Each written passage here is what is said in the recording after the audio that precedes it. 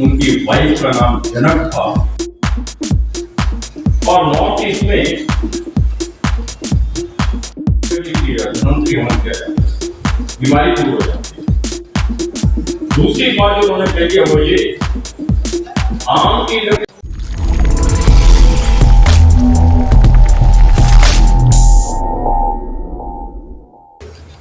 और इस क्षेत्र के बहुत ही प्रबुद्ध मेरे प्यारे बहनों, मेरे प्यारे भाइयों,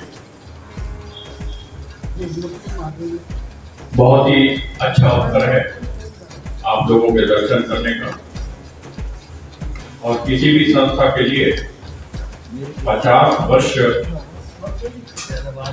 पूरे करना नहीं, अच्छे ढंग से प्रचार कार्य करके हमारे समाज को क्षेत्र के अंदर किस स्थिति पर लाकर खड़ा किया, उस निमित्त मैं आर्य समाज के साथ प्रारंभ से जो जुड़े हुए आर्य समाज से उनको भी साधुवाद कहता हूँ और वर्तमान टीम ने जो इसे आगे ले गए हैं उनको भी साधुवाद कहता हूँ।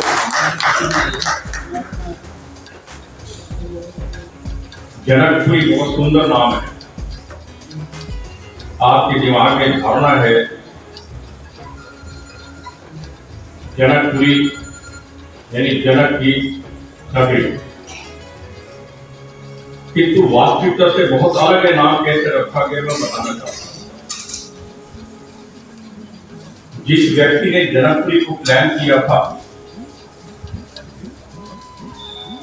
उस समय इंजीनियरिंग चीफ कहते थे, अभी ईएम नहीं हुआ करते थे, उसकी प्लानिंग सारी योजना बनाई थी। आपको आश्चर्य होगा कि जब उनके अथॉरिटीज ने कहा, डीसी ने स्पेशली, कि आपने बहुत अच्छी प्लानिंग की है, आप कुछ मांगो, मैं आपके नाम से कुछ करना चाहूँ। वो जानते हो ना क्या मांगा कि आप इसका नाम जनकपुरी रख दीजिए क्षेत्र का। अदरवाइज इसका नाम था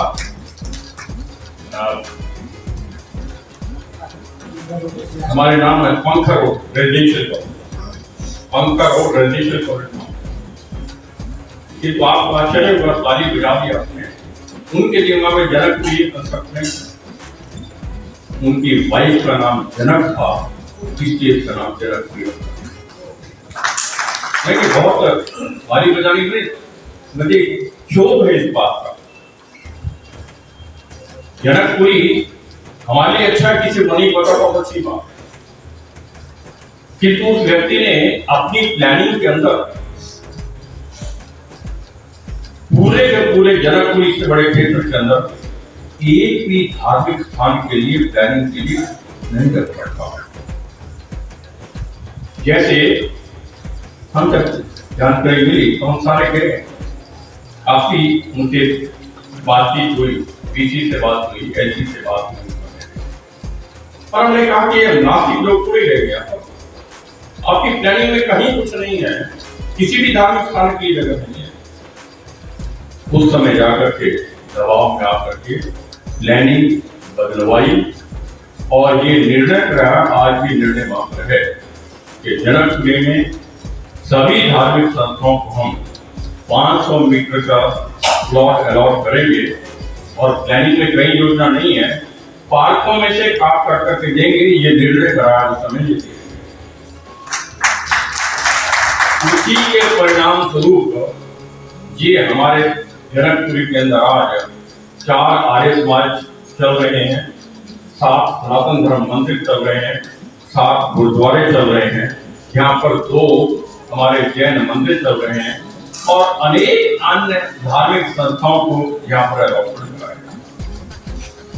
और यहाँ तो हम भाग्यशाली हैं, सारी धार्मिक संस्थाओं को यहाँ पर 500 मीटर स्थान देने के साथ साथ पीछे औरों के लिए रिजर्वेशन किया था, किंतु आप लोगों के संगठित प्रयास से हम इस क्षेत्र में केवल इसी रोड में, बाकी जनकपुरी में कहते हैं, यहाँ में 500 मीटर की बजाय 1000 मीटर का प्लॉट, बहुत अच्छी लोकेशन है। और हमने इसका नाम भी, रोड का नाम धर्म मार्ग, क्योंकि सभी धर्मों का आपने देखा होगा सभी को स्थान यहाँ पर मिला। मित्रों, मैं कुछ कहना चाहता था किंतु समय के अभाव के कारण 12 बजे तक मैंने रहना था, किंतु आचार्य जी का प्रवचन सुनने के बाद 2 शब्द मैं जरूर बोलना चाहूंगा। हम सभी जानते हैं कि 1875 के अंदर आर्य समाज की स्थापना हुई। महर्षि दयानंद जी ने उस समय आर्य समाज की स्थापना की जिस समय हमारे हिंदू समाज के अंदर अंधविश्वास जोरों पर था और खंडन जोरों पर था। उस समय उन्होंने आर्य समाज की स्थापना की और आर्य समाज का मूल आधार जो है हमारे वेद ही है।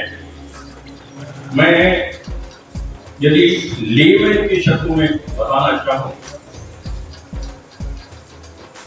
तो वेद हमारे बहुत पुराने, किंतु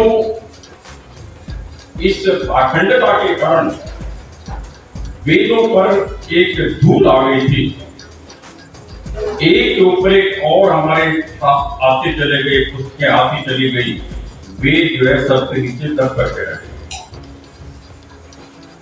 और स्वामी दयानंद सरस्वती जी ने उन सारी पुस्तकों को उलट करके रख दिया और वेद को सबसे ऊपर लाने की कोशिश की। यानी वेद का या बैठो आर्य समाज का आधार जो है उपनिषद और वेद ही है। और मैं ये भी कहना चाहूंगा कि आर्य समाज को मैं कम से कम एक संस्था के रूप में नहीं लेता। आर्य समाज एक आंदोलन के रूप में लेता हूं। जितनी भी कुरीतियां हमारे समाज के अंदर थी उनको समाप्त करने के लिए एक आंदोलन खड़ा किया, तो उसी का नाम आर्य समाज। वो कुरीति चाहे बाल विवाह, चाहे आपकी शराब पीने की आदत या विधवाओं की शादी ना करना, ऐसे अनेक कुरीतियां थी। उन सब के विरुद्ध एक अटक एक प्रयास किया गया, प्रहार किया गया कुरीतियों पर और आंदोलन चलाया गया हमारी अच्छी चीजों को समाज के अंदर लाने के लिए, जैसे महिलाओं के सम्मान के लिए, शिक्षा के प्रसार के लिए, ऐसे अच्छी चीजों को आगे प्रचार करने के लिए आर्य समाज आगे। मैं एक उदाहरण देता हूं। जब मैं आर्य समाज असम का गवर्नर रहा तो मुझे नॉर्थ ईस्ट के अधिकांश राज्यों के अंदर एडिशनल एक चार्ज के नाते से गवर्नर भी रहा। सभी राज्यों के अंदर मेरा इंटेंसिव यात्रा रही है, स्टडी रही है। मैंने कहा एजुकेशन के अंदर आर्य समाज ने आपने देखा कितने स्कूल खोले हुए हैं, कितने कॉलेज खोले हुए हैं, अलग अलग संस्थाओं के माध्यम से बहुत बड़ा कंट्रीब्यूशन समाज में जागरण पैदा किया। उसी का एक उदाहरण दे रहा हूँ। वहां पर मैंने देखने को मिला क्योंकि शिक्षा के बहुत से अभाव है, सबसे ज्यादा अंधविश्वास पूरे हिंदुस्तान में यदि था तो नॉर्थ ईस्ट में, और नॉर्थ ईस्ट में गुरु नानक देव जी के समकक्ष उसी पीरियड में 1400 श्रीमंत शंकर देव जी पैदा हुए। उन्होंने वैष्णववाद की स्थापना की थी। अन्यथा आज भी जितने तांत्रिक हैं, अंधविश्वास हैं, उनके जो सूत्रधार हैं पूरे विश्व के अंदर, उनका विश्व सम्मेलन यदि होता है तो गुवाहाटी के अंदर ही आज भी नहीं। किंतु श्रीमंत शंकर देव जी ने इस अंधविश्वास पर पराघात किया था। उसी स्वरूप हमारे स्वामी दयानंद जी ने जो आघात पहुंचाया इन सारी कुरीतियों पर, स्मरणीय है। मैं तो ये भी कह सकता हूं कि यदि दयानंद सरस्वती जी ना होते तो हम जिंदा भी होते ही खाला में जाना होते हैं, हम भी कहीं कलमा पकड़ते। इतना बड़ा उनका योगदान है समाज के अंदर, जिसे कभी भुलाया नहीं जा सकता। आर्य समाज में हम, जैसा आचार्य जी ने बताया, यज्ञ पर या हवन पर बहुत अधिक महत्व है, हम इस पर जोर भी देते हैं। आर्य समाज में प्रति सप्ताह हवन तो होता ही है। आप लोग में से अधिक का बहुत लोग घरों पर भी हवन करते हैं। हवन भी एक तरह का यज्ञ है, यज्ञ का एक रूप है। और यज्ञ से कहा जाता है कि हमें प्रदूषण के अंदर चेक करने में सहायता मिलती है, और यज्ञ करने से हमें प्रकृति का एक वर्धन प्राप्त होता है।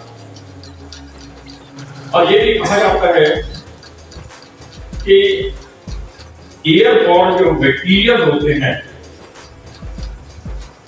हवन करने से वो कम हो जाते हैं, बहुत कम हो जाते हैं। एयरबॉर्न बैक्टीरिया से बहुत बीमारियां हो जाती हैं, और उसके लिए ये कहा जाता है कि आप यदि एक कमरे के अंदर 1 घंटा यज्ञ कर लें, विधि रूप से सारी जो हमारी सामग्री चाहिए, तो आपका 94% जो बैक्टीरिया समाप्त हो जाता है 1 घंटे के अंदर। बीमार व्यक्ति है उसके लिए धन्वंतरी यज्ञ किया, धन्वंतरी हवन किया जाता है, बीमारी दूर हो जाती है। अनेक ऐसी आस्थाएं हैं, किंतु इसको हमारे साइंटिस्ट डिसएग्री करते हैं। वो कहते हैं यज्ञ करने से कैसे प्रदूषण समाप्त हो सकता है, इससे तो कार्बन डाइऑक्साइड पैदा होती जो खतरनाक है, प्रदूषण फैलाती है, हमारे लिए भी खतरनाक है। तो इस प्रकार का मतभेद जब आया तो अनेक स्थानों पर स्टडीज की गई, रिसर्च की गई, और मैं एक रिसर्च का हवाला दे रहा हूं। फ्रांस के वैज्ञानिक ट्रेले नाम है, उनकी 2022 के अंदर रिसर्च पूरी होकर सारी रिपोर्ट आई है जो पढ़ने लायक। उनमें से एक सेंटेंस, एक 2 सेंटेंस में बताना चाहूंगा। तो ये उनका कहना है कि आम की लकड़ी जो है बहुत ही एक अच्छी चीज मानी जाती है, और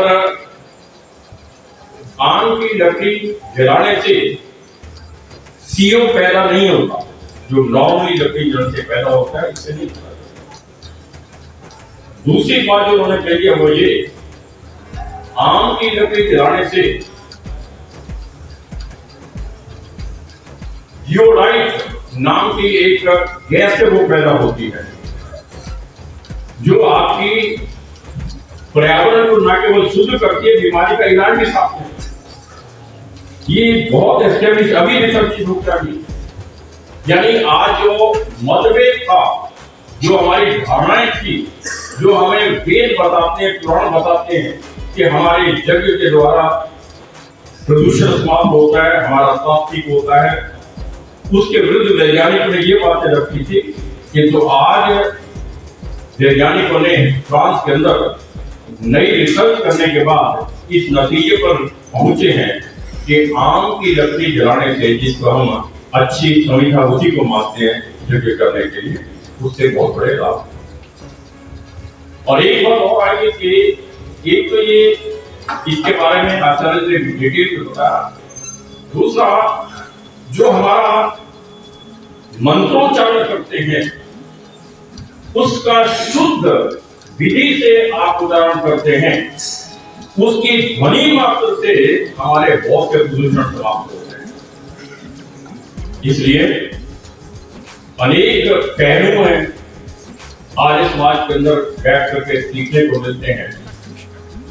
एक एक विषय पर लंबे लंबे प्रवचन जैसे आज आपने सुना दिए जा सकते हैं, किंतु केवल मात्र हवन जो सबसे इंपॉर्टेंट यहाँ पर आर्य समाज माना जाता है, उसके बारे में लेटेस्ट जो थ्योरी आई है उसकी जानकारी मैं देना चाह रहा था।